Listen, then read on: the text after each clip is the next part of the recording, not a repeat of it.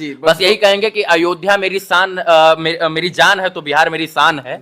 और हम लोग अयोध्या और उत्तर प्रदेश बिहार के अंदर पत्रकारिता करते हैं, ये सब। नमस्कार दोस्तों, आप देख रहे हैं हिंदी समाचार। हिंदी समाचार में आपका बहुत बहुत स्वागत है। आज आपके साथ हमारे खास मेहमान हैं रवि भट्ट जी, जो कि तेज तर्रार पत्रकार हैं। पूरे भारत में इनके लोग दर्शक हैं, बहुत ज़्यादा इनको पसंद करते हैं और ये अयोध्या से ही हैं।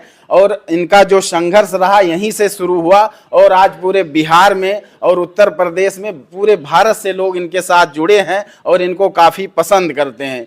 इनका जो पत्रकारिता है वो बहुत तेज तर्रार है और खुल के पूरा सवाल पूछते हैं। और तो जानेंगे, जो कि हमारे साथ आज मौजूद हैं, हमारा सौभाग्य हुआ कि इनसे बात करने का मौका मिला, तो जानेंगे कि कैसा रहा इनका संघर्ष, क्योंकि अयोध्या से हैं और यहाँ से निकल के पूरे भारत में आज जिस तरह से पूरा छाए हुए हैं। तो जानिए कैसा रहा आपका संघर्ष, यहाँ से शुरू किए, कैसे आपके मन में विचार आया बिहार चलते हैं, कि क्या अगर हम शुरुआत से शुरू करेंगे तो बहुत लंबा हो जाएगा। जी, बस यही कहेंगे कि अयोध्या मेरी शान, मेरी जान है। बस यही कहेंगे कि अयोध्या मेरी शान, मेरी जान है तो बिहार मेरी शान है।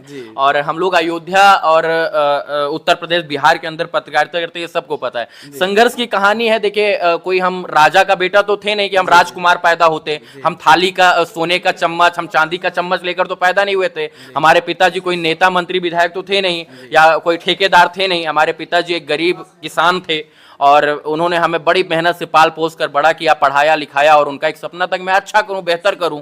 तो मैं उनके पद चिन्हों पर चल के, उनकी सलाह मानकर मैं आगे बढ़ने का प्रयास कर रहा हूं। और मैं बड़ा सौभाग्यशाली हूं कि मेरा घर अयोध्या में है और हम बिहार के अंदर जाकर काम कर रहे हैं। और जितना हमको लोग अयोध्या के अंदर प्यार दिया, उतना बिहार में भी दे रहा है।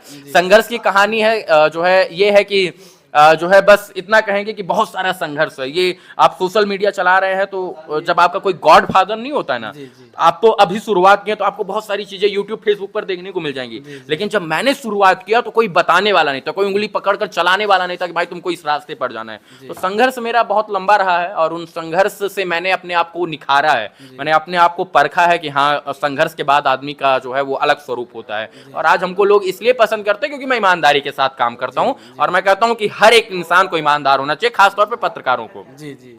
जैसा कि आपने अयोध्या में कितने दिन संघर्ष किया, आपका जो 2000, देखिए मैं अयोध्या में बहुत कम रहा हूं, मैं दिल्ली में रहा हूं। तो 2017, 18, 19, 20, 21 3-4 साल मैंने जो है अयोध्या में आकर पत्रकारिता किया। दिल्ली से मैं जॉब करता था, यहाँ आकर लोगों को इंटरव्यू किया। और इसके बाद लगा कि अब पूरा समय देना चाहिए, तो 2022 से मैंने पूरा समय दिया। संघर्ष की कहानी यहाँ भी है, बहुत सारे वीडियो मैंने यहाँ भी किए हैं जो 18 मिलियन गया, 1 करोड़ 80 लाख लोगों ने देखा है।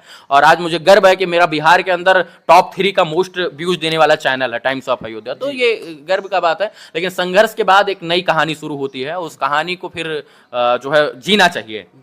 जैसा कहाँ से आपके मन में विचार आया कि पत्रकार बन के हम लोगों की सेवा करें? आपकी आवाज़ जो बुलंद है, लोग काफ़ी सपोर्ट करते हैं आपको सुनने के लिए, बिल्कुल लगे रहते हैं लाइन में। कहीं आप जाते हैं तो भीड़ इकट्ठा हो जाती है। देखिए, सबसे बड़ी बात यह है कि कहाँ से प्रेरणा मिली, तो बस यही था कि जॉब करते थे और लगा कि कुछ समाज के लिए करना चाहिए। तो हमारे पास इतना पैसा था नहीं कि हम नेता बन जाएं, हमारे पास इतना पैसा नहीं था कि हम जो है हमारे पिताजी हमको यूपीएससी का तैयारी नहीं करवा सकते थे कि हम आईएएस का तैयारी करें, एसडीएम डीएम का बने। तो हम हाइट वेट था नहीं कि फौज में जाएं। तो एक अच्छा विकल्प मिला कि जो है पत्रकारिता से लोगों की भलाई की जा सकती है। अगर ईमानदार पत्रकार है तो लाखों लोगों का जो है वो भला कर सकता है। और आज मुझे खुशी है कि हम बिहार के अंदर ऐसा काम करते हैं कि लोगों को इंसाफ मिलता है। हम जो है 4-5 जो है बच्चों को अडॉप्ट करके बिहार के अंदर पढ़ा रहे हैं। जो है इसके बाद बहुत सारी जगहों पर हत्याकांड में जाते हैं, तो बहुत सारे लोगों की उम्मीद है और उसी उम्मीद को टूटने नहीं देना चाहता हूं मैं। जैसा कि आप लोग देख रहे थे, रवि भट्ट जी बिल्कुल आपको जो जानकारी दिए हैं आपके जीवन में उतारने की बात है, तो आप बिल्कुल ईमानदार। हमसे उतारने की जरूरत नहीं। इस देश में बहुत सारे महान पुरुष हुए जिनसे आपको सीखने की जरूरत है। स्वामी विवेकानंद, सुभाष चंद्र बोस, जो है चंद्रशेखर आजाद, ये तमाम लोग हैं जिनसे सीखने की जरूरत है कि कैसे कुछ नहीं होते हुए भी इन्होंने आजादी की लड़ाई लड़ी। तो उनसे सीखने, हम तो एक तुच्छ प्राणी हैं, छोटा सा कार्य कर रहे हैं और हम कोई योगदान नहीं दे रहे हैं, बल्कि हम अपने पेट के लिए कर रहे हैं। सीधी सी बात है, अगर हमको पैसा नहीं आता तो हम यूट्यूब फेसबुक से काम काहे करते? तो हम अपने पेट के लिए कर रहे हैं। हाँ, उससे लोगों का भला हो जा रहा है तो ये मेरा ईमानदारी है। मैं अगर उसमें से मैं अपने इनकम का 20% डोनेट करता हूँ। मैं अगर 1 लाख रुपया कमा रहा हूँ, मैं 20,000 दे देता हूँ, लोगों को दे देता हूँ, चलते हुए लोग रास्ते पे मिल जाते हैं उनको देता हूँ, तो मुझे खुशी मिलती है सब करके। जैसा कि आपने इतनी ईमानदारी से शुरुआत की तो आपको बहुत सारी कठिनाइयों का सामना भी करना पड़ा होगा। देखिए, कठिनाइयां बहुत है। मैंने शुरू में बताया कि अगर आप ईमानदारी के रास्ते पर चलेंगे तो बेईमान लोग आपको सदा गिराने का प्रयास करेंगे। मेरा बालू माफिया, खनन माफिया, भू माफिया, जो है दारू माफिया, सबसे हमारा वहाँ लड़ाई रहता है। अभी बिहार सरकार ने 2023 में केस भी किया था और केस हुआ, जो है उसमें भगवान माननीय न्यायालय के मैं शुक्रगुजार हूँ, उन्होंने एंटीसिपेटरी बेल दिया हमें और हम बेल पर है। तो मतलब ईमानदारी के काम में थोड़ा बहुत अड़चन आती रहती है।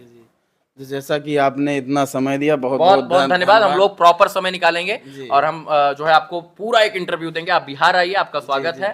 और जितना आपका अयोध्या में है उतना बिहार में भी है। बिल्कुल चलिए, धन्यवाद। बहुत बहुत तो धन्यवाद। आप लोग देख रहे थे हिंदी समाचार। हिंदी समाचार में सभी नए दर्शकों का बहुत बहुत स्वागत है। अगर चैनल पे नए हैं तो चैनल को सब्सक्राइब करें। धन्यवाद।